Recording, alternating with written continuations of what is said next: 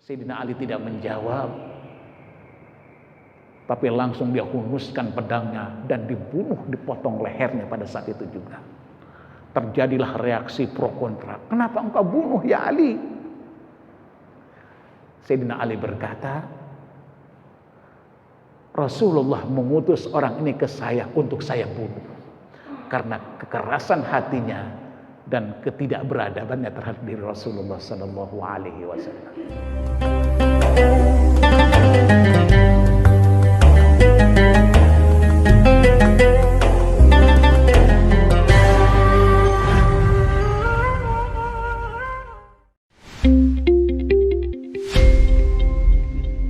Perintah untuk menuju ke atas bukit tersebut.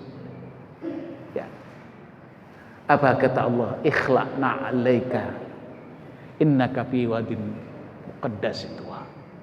Disuruh lepas itu sendalnya karena akan menaiki sebuah tempat yang sangat disucikan. Hadirin sekalian, tapi Rasulullah Isra dan Mi'raj seluruh jiwa dan ragatnya, dan tidak ada satupun pakaian yang dilepasnya termasuk sandalnya. Kemudian diteruskan lagi, berhenti di satu tempat, dan Rasulullah bertanya, ya Jibril, di mana kita sekarang ini? Engkau sekarang berada di Yerusalem, Palestina.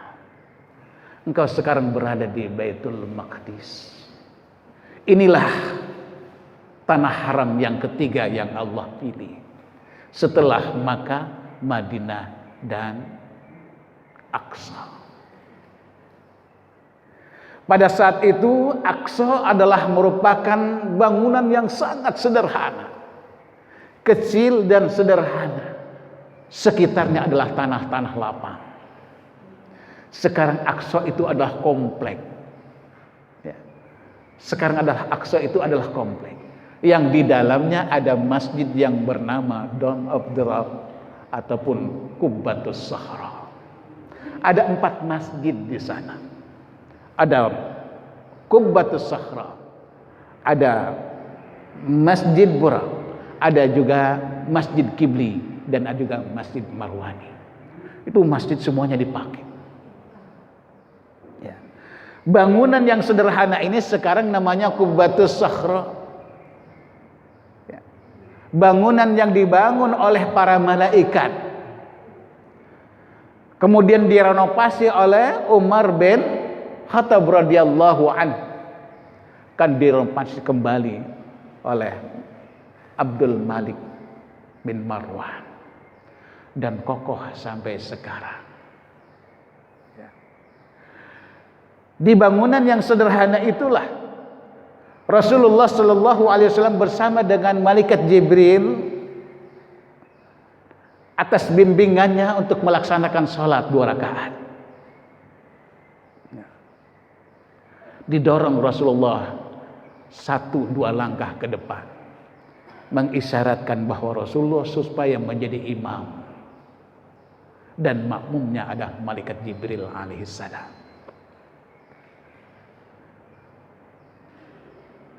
Begitu Rasulullah maju ke depan, sebelum melaksanakan sholat menengok ke belakang. Ternyata Rasulullah Sallallahu Alaihi Wasallam melihat bukan hanya Jibril di belakangnya, tapi ribuan bahkan jutaan orang. Mereka berbaris ingin menunaikan salat yang diimami oleh baginda Rasulullah Sallallahu Alaihi Wasallam.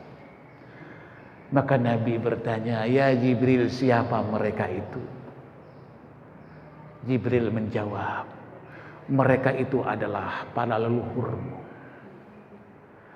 Mereka itu adalah para nabi dan para rasul.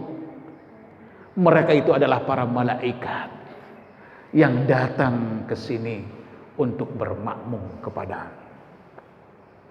Maka pada saat itulah Rasulullah Sallallahu Alaihi Wasallam dinobatkan sebagai Khatamul Anbiya wa Imamul Mursalin, penutup para nabi dan juga pemimpin para rasul. Karena pada saat itu Rasulullah menjadi imam terhadap para rasul-rasul sebelumnya.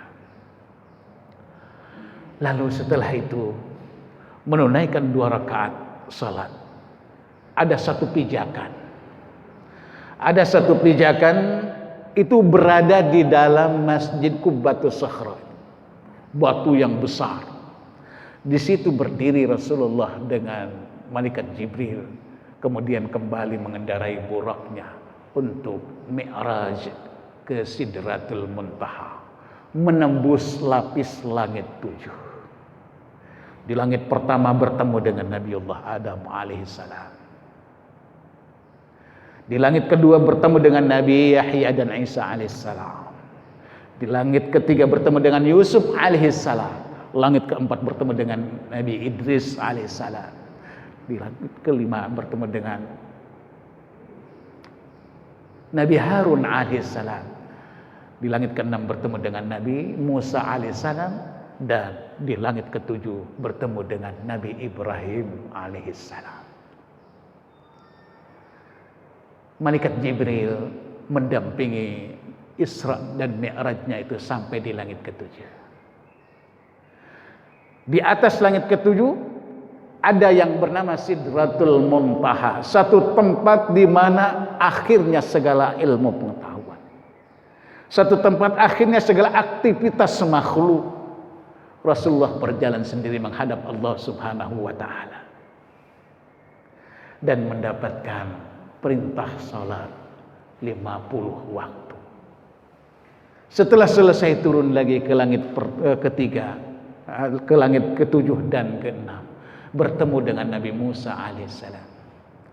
Ya Muhammad, apa yang engkau dapatkan setelah bertemu dengan Allah Subhanahu wa taala? Nabi Muhammad menjawab, aku mendapatkan perintah suci berupa salat 50 waktu. Kata Nabi Musa, ya Muhammad, irji' ila rabbika fa inna ummataka la tatiqu zalika. Kembalilah kepada Tuhanmu, karena sesungguhnya umatmu tidak akan mampu melaksanakan sholat 50 waktu sehari semalam. Akhirnya dia ikut kembali kepada Allah Subhanahu wa taala, meminta keringanan untuk kita sebagai umatnya. Akhirnya 50 waktu diringkas menjadi 5 waktu, tapi bobotnya tetap sama dengan 50 waktu. Kembali lagi bertemu dengan Nabi Musa. Apa yang engkau dapatkan? Sudah diringankan, kata Rasulullah, yang tadinya 50 menjadi 5 waktu. Ini pun masih dirasa berat. Karena apa? Kata Nabi Musa, kembali lagi, minta lagi keringanan. Tapi kata baginda Rasulullah, saya sudah tidak punya muka. Saya tidak berani dan saya malu untuk meminta keringanan untuk yang kedua kalinya. Kenapa Nabi Musa memerintahkan untuk minta keringanan lagi?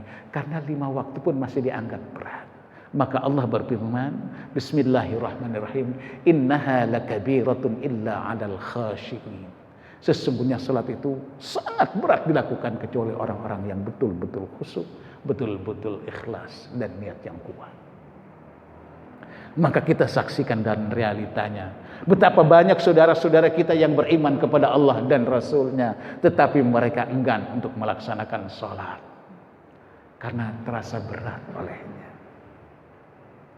Akhirnya kembali ke Makkah Al-Mukarramah sebelum datangnya waktu salat subuh. Setelah selesai menunaikan salat subuh, disampaikanlah berita apa yang dialami oleh Rasulullah.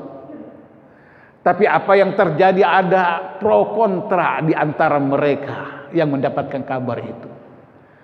Ada yang beriman semakin kokoh dan kuat keimanannya seperti Abu Bakar. Ketika ditanya oleh orang-orang kafir Quraisy, ya Abu Bakrin, dengarkah engkau berita bahwa Muhammad telah melaksanakan Isra, perjalanan dari Masjidil Haram ke Masjidil Aqsa, padahal jaraknya antara Masjidil Haram ke Masjidil Aqsa itu 1.500 km. Dan kita bayangkan situasinya, tidak ada jalan seperti sekarang. Jalan yang dilalui adalah semak belukar, batu-batu, dan pegunungan-pegunungan yang tiada hentinya sampai sana. Kemudian Mi'raj sampai ke atas. Percayakah kamu, hai Abu Bakar? Abu Bakar berkata, kalau memang itu informasi datangnya dan meluncur dari diri Rasulullah, dari lisan Rasulullah Sallallahu Alaihi Wasallam, saya percaya. Bahkan lebih aneh dianggap ya, peristiwa daripada ini, tetap saya akan percaya apabila itu meluncur dari lisan Rasulullah dan itu benar. Di saat itulah Abu Bakar mendapatkan gelar As-Siddiq. Ada juga di antara mereka yang sudah beriman kembali menjadi kafir. Ada juga di antara mereka yang kafir semakin bertambah kafir. Sehingga ada beberapa kelompok dari orang kafir Quraisy. Dipanggil Rasulullah, suruh berdiri di depan mereka. Hai Muhammad, berdirilah kamu. Rasulullah berdiri. Angkat kakimu yang kanan. Diangkat kakinya yang kanan. Sekarang angkat lagi kakimu yang kiri. Kalau saya angkat dua-duanya, saya akan terjatuh. Mereka berkata, bagaimana kamu Mi'raj dari Masjidil Aqsa ke Sidratul Muntaha, mengangkat dua kaki hanya 1 meter saja kamu tidak mampu. Lalu kata Rasulullah, beritakan perihal ini kepada Sayyidina Ali bin Abi Thalib. Akhirnya datanglah mereka ke Sayyidina Ali bin Abi Thalib. Dia ceritakan bahwa Rasulullah mengaku Isra dan Mi'raj, padahal ketika saya tes mengangkat dua kakinya hanya 1 meter, bahkan setengah meter pun dia tidak bisa. Sayyidina Ali tidak menjawab, tapi langsung dia hunuskan pedangnya dan dibunuh, dipotong lehernya pada saat itu juga. Terjadilah reaksi pro kontra. Kenapa engkau bunuh ya Ali? Sayyidina Ali berkata, Rasulullah mengutus orang ini ke saya untuk saya bunuh karena kekerasan hatinya dan ketidakberadabannya terhadap diri Rasulullah Sallallahu Alaihi Wasallam. Hadirin yang dimuliakan oleh Allah Subhanahu Wa Taala, perjalanan Isra dan Mi'raj. Isra adalah perjalanan horizontal yang mendatar ke Masjidil Aqsa. Sedangkan Mi'raj dari Masjidil Aqsa adalah perjalanan vertikal ke atas. Ini mengisyaratkan kepada kita, kalau kita ingin mendapatkan kebahagiaan, keselamatan dunia dan akhirat, kalau kita ingin mendapatkan derajat yang tinggi di sisi Allah Subhanahu wa Ta'ala, maka harus menjalin hubungan secara mendatar dengan sesama manusia, dengan sesama makhluk-makhluk Allah Subhanahu wa Ta'ala, dan harus terus menjalin hubungan dengan Allah Subhanahu wa Ta'ala secara vertikal. Allah Subhanahu wa Ta'ala memberikan peringatan kepada kita bagi orang-orang yang meninggalkan hubungan secara horizontal dan vertikal dengan makhluk-makhluk Allah dan dengan Allah Subhanahu wa Ta'ala, akan ditimpa oleh suatu kehinaan. Firman Allah Subhanahu wa Ta'ala, Bismillahirrahmanirrahim, duribat alaihimuz zillatu aynama sukifu illa bihabli minallahi wa habli minan nasi wa ba'u bighadabin minallahi wa duribat alaihimul maskana. Ya, akan ditimpa oleh kehinaan kecuali orang yang selalu menjalin hablum minallah dan hablum minan nas, berhubungan dengan Allah dan berhubungan dengan manusia dan makhluk-makhluk yang lain. Kembali akan ditimpa oleh satu kehinaan dan Allah akan murka kepada orang tersebut. Hadirin yang dimuliakan oleh Allah Subhanahu wa Ta'ala, inilah ya sejarah singkat yang dilandaskan kepada firman-firman Allah Subhanahu wa Ta'ala tentang Isra dan Mi'rajnya baginda Rasulullah Sallallahu Alaihi Wasallam. Mudah-mudahan kita dapat memetik hikmah di perjalanan Isra dan Mi'raj ini, sehingga kita menjadi manusia-manusia yang dicintai oleh Allah dan Rasulullah Sallallahu Alaihi Wasallam. Terima kasih atas perhatiannya. Akhirul kalam. Assalamualaikum warahmatullahi wabarakatuh.